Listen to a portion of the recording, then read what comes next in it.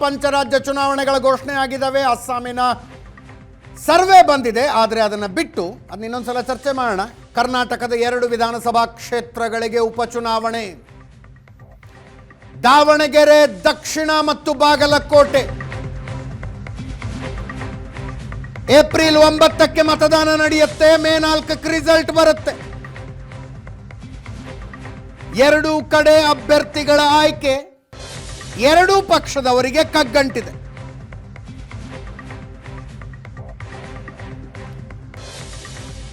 ದಾವಣಗೆರೆ ದಕ್ಷಿಣದಲ್ಲಿ ಮುಸ್ಲಿಮರಿಗೆ ಟಿಕೆಟ್ ಕೊಡಬೇಕು ಅಂತ ಹೋರಾಟ ಶುರುವಾಗಿದೆ. ಎಸ್ ಮಲ್ಲಿಕಾರ್ಜುನ್ ಅವರು ತಮ್ಮ ಪುತ್ರನನ್ನ ಕಣಕ್ಕಿಳಿಸಬೇಕು ಅಂತ ಪಟ್ಟು ಹಿಡಿದಿದ್ದ. ಬಿಜೆಪಿದಂತೂ ಹೇಳೋದೇ ಬೇಡ. ದಾವಣಗೆರೆಯ ಬಿಜೆಪಿ ಬಣ ಬಡಿದಾಟದಲ್ಲಿ ವಿಭಜನೆಗೊಂಡು ಕುಳಿತಿದೆ. 2 ಬಣಗಳ ಪೈಕಿ ಯಾರಿಗೆ ಟಿಕೆಟ್ ಕೊಟ್ಟರು ಇನ್ನೊಂದು ಬಣ ಬಂಡಾಯ ಹೇಳುತ್ತೆ ಅನ್ನೋ ಆತಂಕ. 2 ಬಣಗಳ ಹೊರತಾಗಿ ಬೇರೆ ಅವರಿಗೆ ಟಿಕೆಟ್ ಕೊಡಬೇಕು ಅನ್ನುವ ಚರ್ಚೆ ದಾವಣಗೆರೆ.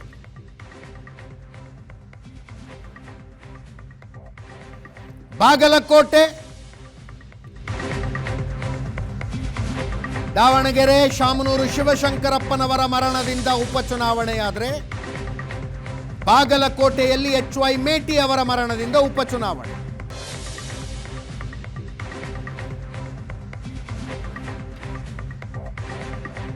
ಮೇಟಿ ಅವರ ಕುಟುಂಬದಲ್ಲೇ ಟಿಕೆಟ್ಗಾಗಿ ಫೈಟ್ ಇದೆ. 2 ಗಂಡು ಮಕ್ಕಳು, 1 ಹೆಣ್ಣು ಮಗಳು, ಮೇಟಿ ಅವರ ಮಕ್ಕಳು ಟಿಕೆಟ್ ಕಾಂಪಿಟೇಷನ್ ನಲ್ಲಿದ್ದಾರೆ.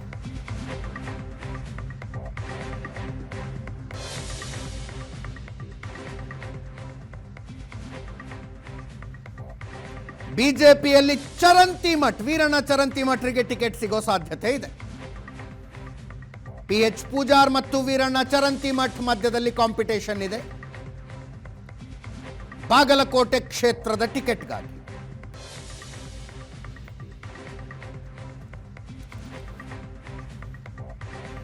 ಮತ್ತೊಮ್ಮೆ ನನ್ನ ಕೊಲೀಗ್ ಪ್ರಶಾಂತ್ ನಾಥ್ ಇದ್ದಾರೆ. ಪ್ರಶಾಂತ್, 2 ನಿಮಿಷಗಳ ಸಮಯ ಇದೆ. 1 ನಿಮಿಷ ದಾವಣಗೆರೆ, 1 ನಿಮಿಷ ಬಾಗಲಕೋಟೆ.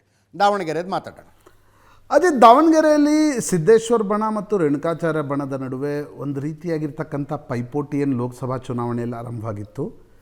BJP ರಾಜ್ಯ ನಾಯಕತ್ವಕ್ಕೆ ಅದಕ್ಕೊಂದು ರೀತಿ ಪ್ಯಾಚಪ್ ಮಾಡಲಿಕ್ಕೂ ಅವಕಾಶ, ಅದು ಇನ್ನಷ್ಟು ಕಂದಕ ಆಗಲಿಕ್ಕೂ ಕೂಡ ಈ ಚುನಾವಣೆ ಅವಕಾಶವನ್ನು ಕೊಡಬಹುದು. BJP ಅದನ್ನು ಹೇಗೆ ಹ್ಯಾಂಡಲ್ ಮಾಡುತ್ತೆ, ವೆರಿ ಇಂಪಾರ್ಟೆಂಟ್.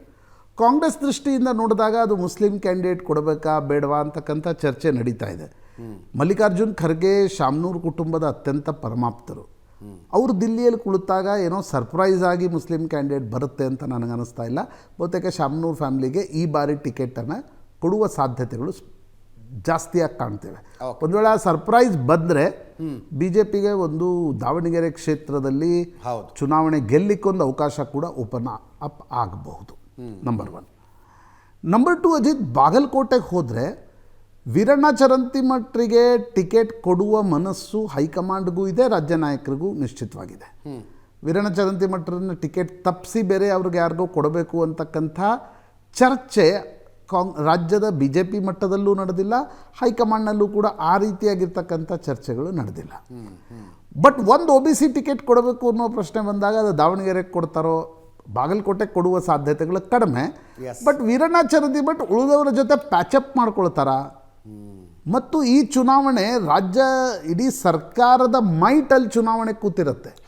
ಮೇಟಿ ಕುಟುಂಬದಲ್ಲಿ ಇವತ್ತು ಅನ್ಸುತ್ತೆ ನಮಗೆ ಮೇಟಿ ಕುಟುಂಬದಲ್ಲಿ ಜಗಳ ಅಂತ. ಯಾರಿಗಾದ್ರೂ ಒಂದು ಟಿಕೆಟ್ ಕೊಟ್ಟರೆ ಕಾಂಗ್ರೆಸ್ ಇಡೀ ಕ್ಯಾಡರ್ ಗ್ಯಾಲ್ವನೈಸ್ ಆಗುತ್ತೆ. ಅದೇನು ಮೇಟಿ ಕುಟುಂಬದ ಜಗಳ ಇದೆ ಅಂತ ಅದು ವೋಟ್ ಡಿವೈಡ್ ಏನಾಗಲ್ಲ ಅದರಲ್ಲಿ. ಹಾಗಿದ್ದಾಗ ನನಗನ್ಸುತ್ತೆ ಚರಂತಿಮಠರಿಗೆ ಟಿಕೆಟ್ ಕೊಟ್ಟು ಅವರು ಇಡೀ ಸರ್ಕಾರದ ಮೈಟನ್ನು ಎದುರಿಸಿ ಗೆಲ್ಲಿಕ್ಕೆ ಸಾಧ್ಯ ಆಗುತ್ತಾ. ಬಟ್ BJP ದೃಷ್ಟಿಯಿಂದ ನೋಡಿದಾಗ ಕಳೆದ ಬಾರಿಯ ಉಪಚುನಾವಣೆಗಳ ಡಿಬ್ಯಾಕಲ್ ಏನಿತ್ತು ಅದು ಪುನರಾವರ್ತನೆ ಆದರೆ BJPಯ ಕ್ಯಾಡರ್ನಲ್ಲಿ ಒಂದು ರೀತಿಯಾಗಿರ್ತಕ್ಕಂಥ ನಿರುತ್ಸಾಹ ನಿಶ್ಚಿತವಾಗಿ ಬರುತ್ತೆ. ಆ ದೃಷ್ಟಿಕೋನದಿಂದ ನೋಡಬೇಕಾಗಿರೋದು ಇದು 1-1 ಆಗುತ್ತಾ 2-0 ಆಗುತ್ತಾ. Thank you so much Prashant. ಇದರೊಂದಿಗೆ ಇವತ್ತಿನ ಪಾರ್ಟಿ ರೌಂಡ್ಸ್ ಮುಗಿಸ್ತಾ ಇದ್ದೀವಿ. ನೇರ ದಿಟ್ಟ ನಿರಂತರ ಸುದ್ದಿಗಾಗಿ ನೋಡ್ತಾ ಇರಿ ಏಷ್ಯಾನೆಟ್ ಸುವರ್ಣ ನ್ಯೂಸ್.